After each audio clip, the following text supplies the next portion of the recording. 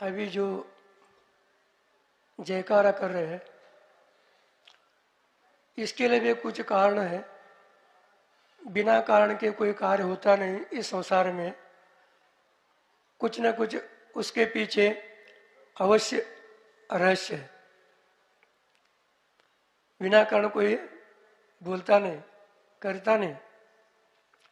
कारण के बिना कार्य होता भी नहीं। बिना कारण कोई कार्य नहीं होता।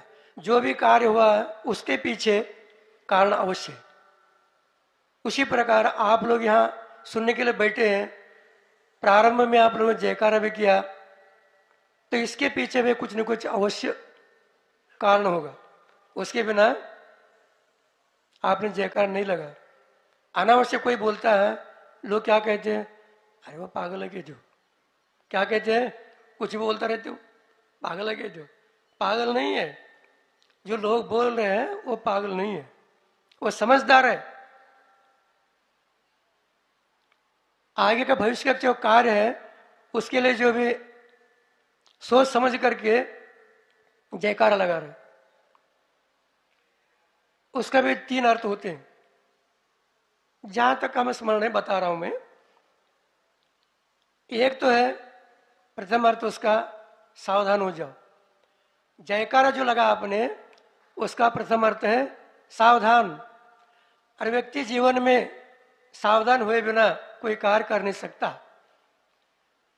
आप बोलते भी समाज में व्यवहार में बोलते रहते हैं, थोड़ा सा सावधानी रखो, सावधान से चलो, सावधान से बोलो, इस व्यक्ति से बच करो, सावधान। जब शास्त्र लाते हैं, स्वाध्याय करना है, उस समय भी आप लोग कहते हैं सावधान। सब लोग खड़े हो जाते हैं। आचार मार्ग आ रहे हैं, उस समय आप लोग कहते हैं सावधान। इसका मतलब सावधान होने के बाद आप लोग मन एकाग्र हो जाता है, कंसंट्रेशन हो जाता है।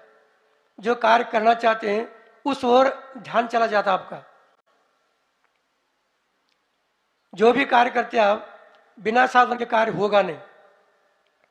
मन नहीं है तो कार्य होगा नहीं, बनेगा नहीं।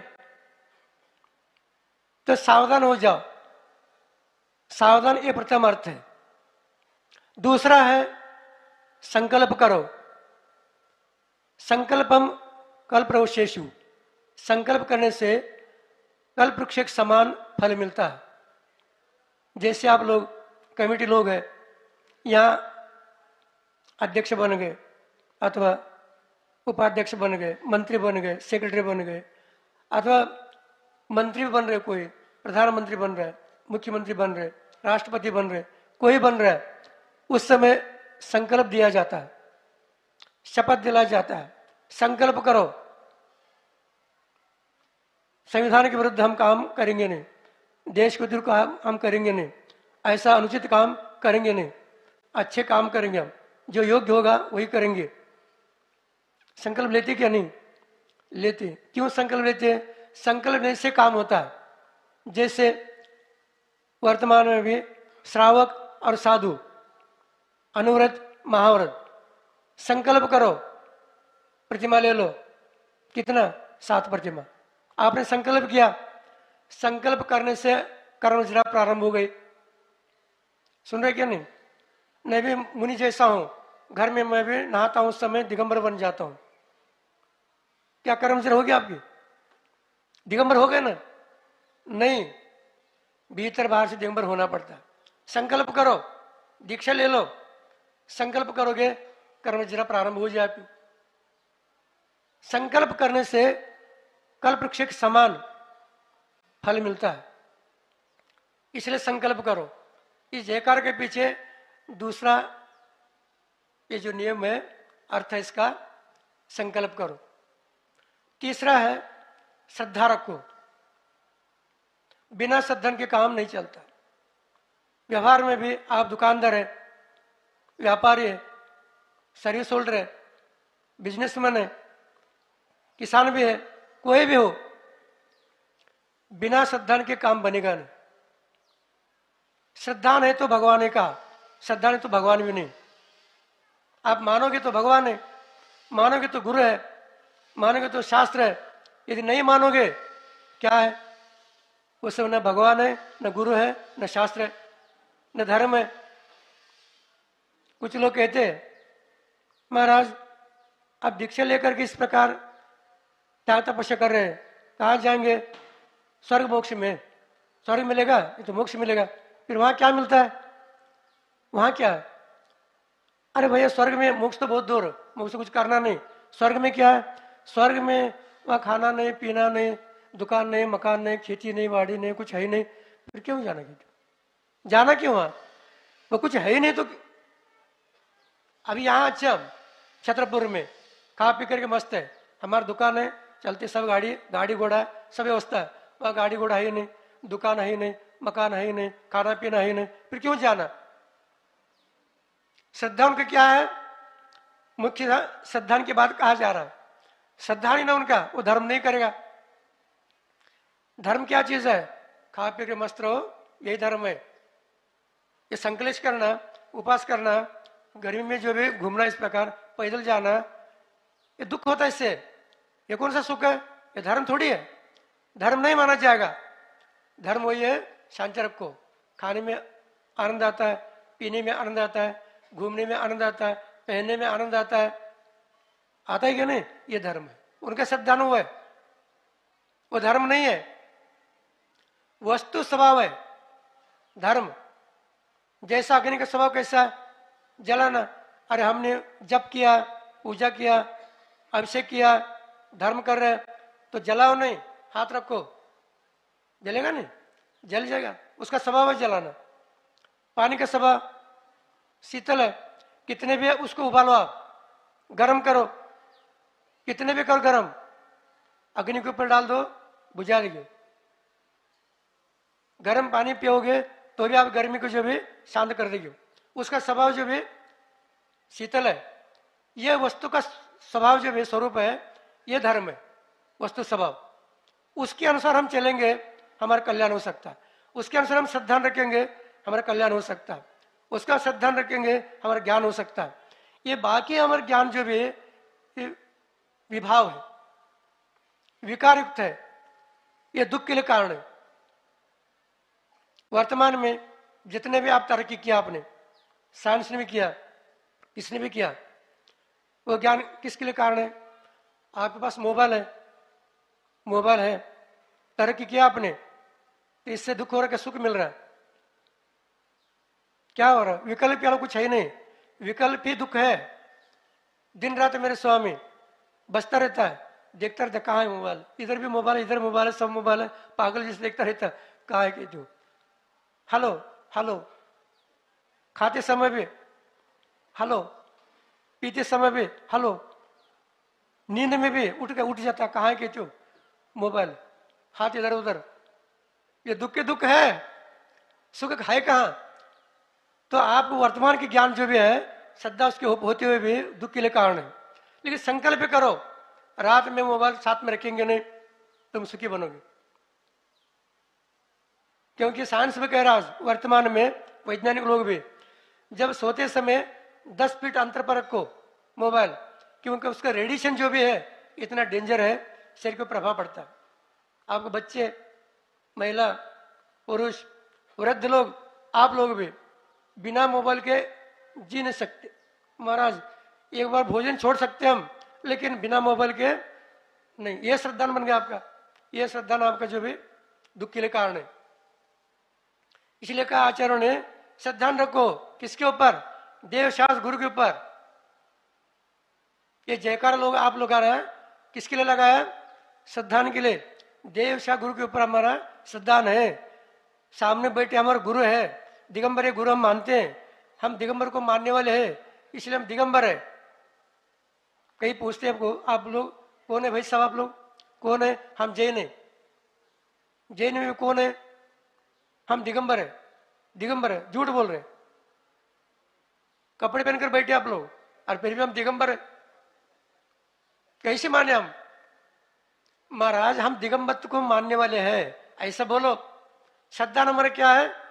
हमारा भगवान, हमारा गुरु दिगंबर है, उसको मानने वाले हम लोग हैं। इसलिए हम भी दिगंबर है। कृतकायतानुमोदन, भगवान हमारे दिगंबर है और उसके पथ पर चलने वाले हमारे गुरु है। हमें भी उस मार्ग पर चलना है, ये हमारा श्रद्धा है, हमारी मान्यता है, इसलिए हम दिगंबर है। तो श्रद्धा रखो, तत्व को श्रद्धा रखना। तत्व किसमें आएंगे? शास्त्र में आएंगे, आगम में आएंगे, देव शास्त्र गुरु शास्त्र में सब आएंगे। तो इसलिए कहा देव शास्त्र गुरु श्रद्धा रखो। उस श्रद्धा के ऊपर श्रद्धा रखते हुए हमने जयकार लगाया, क्योंकि हम भी उसी मार्ग पर हैं, आगे हम लोग भी उसी मार्ग पर चल रहे हैं। भले अभी हमारा नियम नहीं है, लेकिन अनुकरण कर रहे। रात का भोजन छोड़ दिया, आलू प्याज छोड़ दिया, कंदमूल छोड़ दिया, व्यसन छोड़ दिया। इसका मतलब हम भी उस मार्ग पर धीरे धीरे चल रहे। आगे चल करके हमारा 2 प्रतिमा, 3 प्रतिमा, 4 प्रतिमा, 7 प्रतिमा। अच्छा, 7 प्रतिमा ले लिया आपने? कहाँ? खजुराहो में। अच्छा अच्छा, वो मंदिर बन रहा है, उसमें मंदिर में रखने के लिए 7 प्रतिमा। अरे भैया वो नहीं है। 7 प्रतिमा कौन सा है?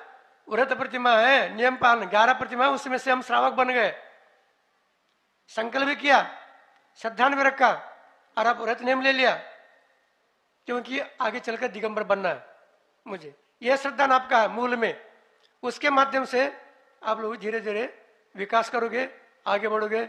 इसके माध्यम से आपको कषा भी कम होते हैं। दूसरे के ऊपर ऐसा नहीं कर रहे आप 7 प्रतिमा ले लिया, दूसरे को उपकार नहीं कर रहे, ऐसा नहीं कर रहे। अब अपने ऊपर ही एहसान कर रहे, अपने ऊपर ही उपकार कर रहे। उसके माध्यम से, क्योंकि कल्याण किसका करना है? खुद का कल्याण करना है, दूसरों का नहीं। आप कर भी नहीं सकते, दूसरों का निमित्त बन सकते, दूसरे कल्याण कर नहीं सकते। हमारा कैसे नहीं कर सकते? हम जो भी इस प्रकार सब मदद कर रहे, सहायता कर रहे, कर सकते हैं, उन्हें क्षमता हो, यदि उनको पुण्य है हो सकता है। यदि पुण्य नहीं है आप कुछ भी नहीं कर सकते। यदि इस प्रकार होता है, तीर्थंकर रहते समुशरण में, एक बार आशीर्वाद दे देते सबका कल्याण हो जाता। वो किसी को आशीर्वाद देते नहीं, मगर दीक्षा भी देते नहीं, किसी को देते नहीं। फिर कल्याण कैसे हो रहा है? वो वीतराग बनकर बैठ गए, वीतराग का प्रभाव है, उनको दे करके आप जो भी दीक्षा ले लिया, व्रत ले लिया, परिणाम सिद्ध हो गया। वर्तमान में भी जब तक आचार्य महर्षि थे, इसी खजुराहो में 2018 में चातुर्मास हो गया था। उस समय क्या आप लोगों का विशुद्धि बढ़ती नहीं थे? कितने लोग, अन्य लोग भी आकर के क्या कहते? ये है भगवान का स्वरूप। क्या है? भगवान का स्वरूप है। ओ माय गॉड कहते हो। वो लोग जिनका भाषा जानते नहीं हो, उनकी भाषा में वो गॉड कहते हो। हमने सुना था, किताब में पढ़ा था, भारत में भगवान रहते हैं। कहाँ रहते हैं? भारत में भगवान रहते हैं।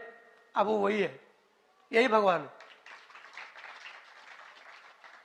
उन लोगों के ऊपर भी प्रभाव पड़ रहा है, श्रद्धान हो रहा है। क्या उन्होंने कहा आ जाओ नमस्कार करो, मैं आशीर्वाद दे दूंगा? बोला? कहा? कुछ नहीं। इशारा किया? नहीं किया। तो उनके भाव कैसे हो गए? कैसे बन गए भाव? उनके अंदर जो वीतरागता है, राग द्वेष रहित सब जो कल्याण का जो भाव है, उस वीतराग का प्रभाव पड़ता है सामने उनके ऊपर। यह श्रद्धान का काम करता है, मुख्य रूप से वो है। इसलिए कल्याण ऐसा होता है, खुद का कल्याण करो, अपना कल्याण होता है तो दूसरे का कल्याण होता है, निमित्त बन सकते हैं। इसलिए भगवान जो भी राग जो छोड़ करके बैठ गए, वीतराग का प्रभाव पड़ता है। हम लोग वहां जाते हैं भगवान के पास, गुरु के पास, किसके लिए? राग द्वेष छोड़ने के लिए, कषाय छोड़ने के लिए, वीतराग बनने के लिए, मान सम्मान के लिए नहीं। सुन रहे क्या? नहीं, मान सम्मान के लिए जाना नहीं। भगवान के पास, गुरु के पास, शास्त्र के पास, इनका सत्कार करो, उनका सत्कार करो, उनका सम्मान करो। सम्मान के लिए जाना नहीं, भगवान के पास जाना है, गुरु के पास जाना है। आत्म कल्याण निमित्त से जाओ। संसार में तो वही कर रहे आप, कौन सी बड़ी बात है इसमें? संसार में तो वही कर रहे, लेकिन उसके लिए मत जाओ, आत्म कल्याण के लिए जाओ, तो आपका प्रभाव भी श्राव के ऊपर पड़ेगा। देखो जा करके अध्यक्ष का मान सम्मान तो कुछ बात नहीं, हमेशा जो है वो लोग उसी में रहते, धर्म कार्य में रहते। एक उदाहरण दे रहा हूं मैं, समय तो आप लोग हो गए, ज्यादा समय लेना ठीक नहीं। एक स्थान पर गए थे हम, महाराष्ट्र में एक स्थान पर गए थे, एक अध्यक्ष थे वहां, 18 साल से वो अध्यक्ष है। उस समय 2005 में गए थे हम, अभी भी आते हो, वृद्ध हो गए। उस समय उनका उम्र होगा 60-62 उम्र होगा। तो उस समय कुछ 14 दिन रुके थे हम लोग, कुछ प्रसंग घटित होगा वहां समाज में। तो एक 28 साल का लड़का था, व्यक्ति था यंग। तो उन्होंने पूछा, दादाजी कहते हो 18 साल से आप ही अध्यक्ष है, लेकिन अभी तक आपने 18 साल में हिसाब किताब दिया नहीं। मंदिर बन गया 3 मंजिल, तो क्या हिसाब किताब है? तो उन्होंने क्या कहा, बेटा बहुत अच्छा प्रश्न पूछा आपने, शंका अच्छा आपका, लेकिन क्या है, आज आपने पूछा, कल दूसरे पूछेगा, परसों तीसरे पूछेगा। तो ऐसा करो, आप मीटिंग बुलाओ, मीटिंग बुलाओ मंदिर में, तो सबके सामने में दे दूंगा हिसाब किताब। इसका मतलब आपका जो भी धर्म कार्य में यदि निहित है मन, तो कैसे प्रभाव पड़ता है। हम उदाहरण दे रहे, सामने जो घटित हो गया वो, तो शाम के समय मीटिंग बुला गए, सब लोग, समाज के सभी लोग आ गए। आने के बाद वो खड़े हो गए, मंगलाचरण करने के बाद बताना प्रारंभ कर दिया। 18 साल का पहले साल में कितने लोग, कौन कौन ने दान दिया, कितने दान दिया, 1 साल का कितना दान आ गया था, कितने लाख आ गया था, वो बता दे। दूसरे साल का इतने लोग दिया, इतना बता दिया। तीसरे साल का ये बता दिया। 18 साल का जो भी जितना दान आ गया सब बता दिया, इकट्ठा हो गया, ये इतना दान है आ गया, ये पैसा ले लो, और ये जो भी आपका अध्यक्ष पर ले लो, और मुझे खाली कर दो गेट। तो लोगों ने पूछा, फिर ये 3 मंजिल मंदिर कैसे बन गया? 3 मंजिल कांच का मंदिर बन गया, ये कैसे बन गया? वो मेरे पैसे से बन गया। आज वर्तमान में लोग है, लोग सन्नाटा छा गया। अब अध्यक्ष पद मुझे छोड़ दो, ले लो किसी भी अध्यक्ष पद, करोगे पैसा भी ले लो सभी। कौन लेता है? नहीं नहीं, आप अध्यक्ष कहते हो, हम कोई नहीं रहे, हम उठकर चले गए सभी लोग। आज वो अध्यक्ष है। आपका प्रभाव कैसे पड़ता है लोगों के ऊपर? हम कह रहे हैं, मतलब आप धर्म कार्य में संलग्न रहते हैं, धर्म का प्रभाव अन्य पर पड़ता है, और बाकी कार्य में आप संलग्न रहोगे तो उसका प्रभाव पड़ेगा, आपको कोई सुनेगा नहीं। श्रद्धान ऐसा होना चाहिए आपका। श्रद्धान की बात है, जयकार लगा, उसके 3 जो बिंदु है उसको दे रहे हैं आप लोगों के लिए। एक तो सावधान हो जाओ, आप सावधान रहोगे आपके ऊपर अपवाद आएगा नहीं, सावधान रहोगे आप ठीक कार्य करोगे, सावधान रहोगे आप बचोगे, संकल्प करोगे आप कर्मनिज रहोगे, पुण्य संपादन करोगे, पाप प्रक्षालन करोगे संकल्प के माध्यम से, व्रत नियम के माध्यम से, श्रद्धान रखोगे आप समय दृष्टि बनोगे, गुणी बनोगे, मोक्ष मार्ग पर लग जाओगे। तो आपका प्रभाव दूसरे को पड़ने के कारण वो निमित्त लेकर के वो भी इस मार्ग पर आ सकता है। आप आ जाओ, कहने की आवश्यकता नहीं। बोलना जगन्य काम है, बिना बोले काम होना चाहिए। आचार्य महाराज ने, हम नेमावर में थे 2002 में, चातुर्मास हो गए थे, आज से 22 साल पूर्व में। अब मुझे कुछ याद रहता नहीं, लेकिन यहाँ बुलाने के आने के बाद, बिठाने के बाद कभी कभार एक आधे जो भी श्लोक याद हो जाता है। संस्कृत तो मैं ज्ञान पंडित तो है ही नहीं, ज्ञान तो है ही नहीं मेरे पास। उस समय आचार्य महाराज ने कहा था, मौ कर्म लागम कर्म मौनति उन्नति कारणम नूपुरो मुखरो पादो कंठे हारो विराजते। एक श्लोक बताया था आचार्य ने। आचार्य महाराज को हमने कहा था, जब रास्ते में जा रहे थे उस समय, आचार्य से उस समय आपने कहा था, क्या कहा था? ये हाँ कहते हो, बोलना जगन्य काम है, मौखर्यम मुखरित हो जाना, बोलना, ये जघन्य काम है। और मौनम उन्नति कारणम, मौन रहना उन्नति के लिए कारण है, विकास के लिए कारण है, और कल्याण के लिए कारण है, भलाई के लिए कारण है। कैसे? दृष्टांत दिया नीचे, नूपुरो मुखरो पादो। नूपुर का अर्थ पाए लिया, बिछुआ कहते ना आप लोग, जो चांदी के वगैरह रहते हैं, नुपुर, वही तो नुपुर बता रहा, नुपुरो, दो द्विवचन है, दो, एक नहीं दो। ये महिला कहाँ बांधती है उसको? पैरों में। क्यों? वो आवाज करते हैं, रुंझुन रुंझुन आवाज करते हैं। तुम ज्यादा बोलते हो, धूल खाओगे। तो क्या है? ज्यादा बोलते हो, आवाज करते हो, धूल खाओ। और फूल का हार है, फेंकने के बावजूद भी आवाज नहीं करता हो। कंटे हारो विराजते, वो हार को गले में डालते, क्योंकि मौन है, आवाज नहीं करते। इसी प्रकार मौन कैसा है? आपका मौन रहना हार की जैसा है, कंठ में जो ये डाला जाता है। कब डाला जाता है? आप लोग तो गृहस्थ है, आपको मालूम है कब होता है। एक दूसरे को आमने सामने खड़ा करके एक दूसरे गले में हार डालते हैं, हार डालकर ले आते हैं, और ये आने के बाद हार जाते हैं। हारते क्या नहीं? आप ही उदाहरण बता रहे हैं। हम आचार्य में दिया था उदाहरण को, हमारे पास खुद का नहीं है माल, हम डीलर है, वहां से माल लेकर के यहाँ जो दे देना, बीच का जो एजेंट रहते ना, उस प्रकार है। वैसे है आचरण का, तो वही है।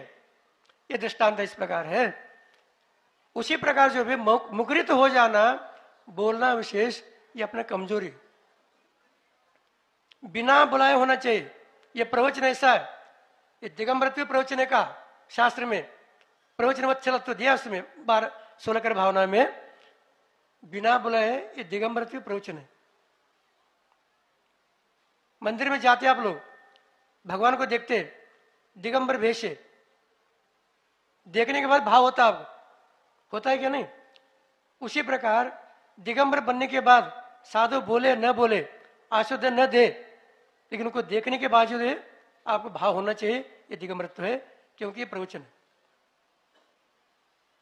जैसे आचार्य को देखते हैं आप लोगों का, बिना बोले देखते भी नहीं थे, हो नीचे नीचे देखे बैठे रहते, नमस्ते महाराज जी, नमस्तो, दूर से बैठकर नमस्कार करते हैं, तो भी यदा कदाचित भूल करके वहां को उठा दिया, देखा, बस हाँ आचार्य देख लेके, होता है कि नहीं?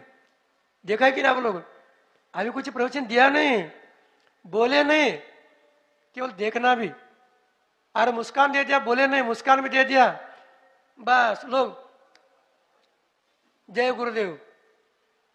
हम लोग जो छिंदवाड़ा गए थे, आज इसके साथ थे, उस समय छिंदवाड़ा में पब्लिक बहुत थी, पंचकलिंग गए थे, पब्लिक बहुत थे, पब्लिक में इतना गाल वाला गाल हो रहा था, आवाज हो रहे थे। एक आप जैसे जो प्रोफेसर थे, उस समय गुजर गए, अभी वो प्रोफेसर थे, बोलने में अच्छे थे, अच्छे बोलते थे। अब क्या कर रहे, इतने लोग हल्ला गुल्ला कर रहे, उन्हें माइक हाथ में ले लिया, जैसे कभी मुझे माइक दे दिया, बस अब तो चालू हो गया। तो उन्होंने माइक ले लिया, जयकारा बोल दिया, माइक में से वो बोल रहे हो, प्रोफेसर क्या बोल रहे हैं? गुरुदेव कहते हो, बार बार मेघ समंदर के ऊपर बरसते, बार बार मेघ जो भी है समंदर के ऊपर बरसते, तो ये सामने बैठे जनता आपकी मुस्कान के लिए तरसते, बस ताली बजा दिया, सब शांत हो गए, बस आचार्य में थोड़ा सा मुस्कान दे दिया, सब सन्नाटा छा गया। क्या बोले कुछ हो? कुछ बोले नहीं। तो प्रभाव कैसे पड़ रहा है? अंदर, उनके अंदर जो भी वितरागता है, परिणाम दया भाव है, करुणा भाव है, वात्सल्य भाव है आपके प्रति, उसका प्रभाव पड़ता है।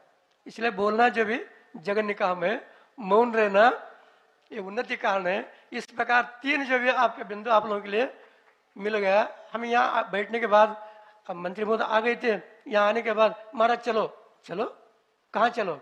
अरे प्रवचन के लिए महाराज, दूसरा कोई मिलता नहीं आपको?